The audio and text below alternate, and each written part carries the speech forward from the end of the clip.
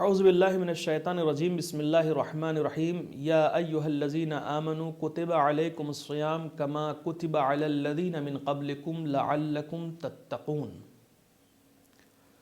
قرآن مجید کی یہ آیت روزے کی اہمیت کو واضح کر رہی ہے۔ اے صاحبان ایمان، یا ایہا الذین آمنوا کتب علیکم الصیام، تمہارے اوپر روزے فرض کر دیے گئے ہیں۔ کما کتب علی الذین من قبلکم، جس طرح سے کہ تمہارے پہلے کی امتوں پر بھی روزے فرض کیے گئے تھے۔ لعلکم تتقون، شاید تم پرہیزگار بن جاؤ۔ روزہ اس لیے رکھوایا جا رہا ہے کہ ہم پرہیزگار بنیں، ہم متقی بنیں، اس لیے کہ جنت متقین کے لیے بنائی گئی ہے۔ اگر ہم روزہ رکھ کر متقی بنتے ہیں تو پھر جنت میں جانے کے بھی حقدار ہو جائیں گے انشاءاللہ۔ روزہ وہ عمل ہے کہ انسان صبح سے لے کر شام تک، مغرب کی نماز تک، اذان تک بھوکا رہتا ہے، کچھ کھاتا نہیں ہے، کچھ پیتا نہیں ہے، اور فقط صبح سے رات تک بھوکے رہنے کا نام روزہ نہیں ہے۔ عرف عام میں اسی کو روزہ کہتے ہیں، لیکن اگر اس پر دقیق نظر ڈالی جائے تو فقط یہ روزہ نہیں ہے۔ روزے کا مطلب یہ ہے کہ پورا جسم انسان کا روزے دار ہونا چاہیے۔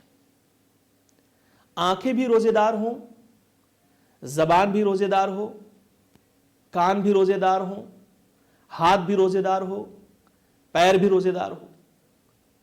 اب بڑا مسئلہ یہ ہے کہ آپ ممکن ہے غور کریں اور پوچھیں کہ مولانا یہ کیسے ہو سکتا ہے؟ آنکھیں کیسے روزہ رکھ سکتی ہیں؟ کان کیسے روزہ رکھیں گے؟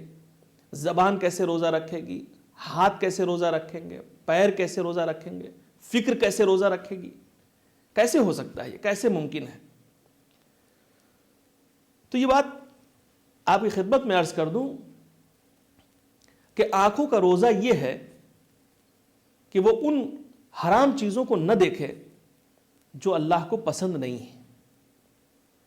کانوں کا روزہ یہ ہے کہ وہ غیبتیں نہ سنیں، برے الفاظ نہ سنیں، ان سے پرہیز کرے، انسان اپنے کان کو محفوظ رکھے، یہ کان کا روزہ ہے۔ زبان کا روزہ یہ ہے کہ انسان کسی کی غیبت نہ کرے، اور غیبت تو ایک ایسی برائی ہے، ایک ایسی مصیبت ہے انسان کے ساتھ کہ غیبت کرنے والے کا معنوی اعتبار سے روزہ باطل ہو جاتا ہے۔ علی الظاہر روزہ رہتا ہے، لیکن معنوی اعتبار سے اس کا روزہ باطل ہو جاتا ہے۔ زمانے معصوم میں ایسا ہو چکا ہے کہ ایک آنے والا معصوم کے پاس آتا ہے اور گفتگو کرنے لگتا ہے ماہ رمضان میں، تو معصوم اس سے ارشاد فرماتے ہیں کہ کیا تم گوشت کھا کر آئے ہو؟ اس نے کہا نہیں مولا، ایسا تو نہیں ہے، میں روزے دار ہوں۔ کہا نہیں، لیکن تمہارے منہ سے گوشت کی خوشبو آ رہی ہے، تم گوشت کھا کے آ رہے، اس کی اسمیل آ رہی۔ ظاہر سی بات ہے وہ پریشان ہو گیا کہ میں تو روزے دار ہوں، میں نے گوشت کھایا ہی نہیں ہے، تو اس کا کیا سوال اٹھتا ہے؟ کہا اس کا مطلب تم کسی مومن کی غیبت کر کے آئے ہو۔ قرآن مجید نے کہا ہے غیبت کرنے والا ایسا ہے جیسے اپنے مردہ بھائی کا گوشت کھاتا ہے۔ اللہ اکبر، اللہ اکبر۔ اپنے مرے ہوئے بھائی کا گوشت کھانا اور غیبت کرنا ایک جیسی بات ہے، دونوں ایک جیسی چیز ہے۔ لہذا اللہ سب کو اس گناہ سے محفوظ رکھے۔ تو میں عرض کر رہا تھا کہ زبان کا روزہ یہ ہے کہ انسان غیبتوں سے پرہیز کرے۔ ہاتھ کا روزہ یہ ہے کہ کسی غریب پر، کسی بے سہارا پر یہ ہاتھ اٹھ نہ جائے روزے کی حالت میں۔ غصہ آ گیا، جلال آ گیا، صاحب ہاتھ اٹھا کر کے کسی کو مار دیا، کسی کو نقصان پہنچا دیا، اس کا مطلب یہ ہاتھ روزے دار نہیں ہے۔ اسی طرح سے پیر کا روزہ، کوئی ایسی غلط جگہ نہ جائے جو اللہ اور اس کے رسول کو نہیں پسند ہے۔ لہذا انسان کا پورا جسم روزے دار ہونا چاہیے، سر سے لے کر پیر تک انسان روزے دار ہو، فکر کو بھی پاک کر لے، فکر میں بھی گناہ نہ آنے پائے، یہ انسان سچا روزے دار کہا جائے گا۔ اور روزے کی بہت بڑی جزا ہے.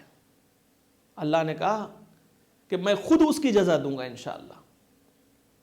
لہذا تقوی، پرہیزگاری انسان کو روزے سے حاصل ہوتی ہے. اور آخر میں یہ بات بھی عرض کر دوں آپ کی خدمت میں، میڈیکل اعتبار سے بھی ہم روزے کو دیکھتے ہیں تو بہت ہی فائدہ مند چیز ہے. میڈیکل اعتبار سے بھی اگر ہم روزے کو دیکھتے ہیں کہ صبح سے شام تک انسان کچھ نہ کھائے تو بہت اچھی چیز ہے. انسان صحت مند رہتا ہے.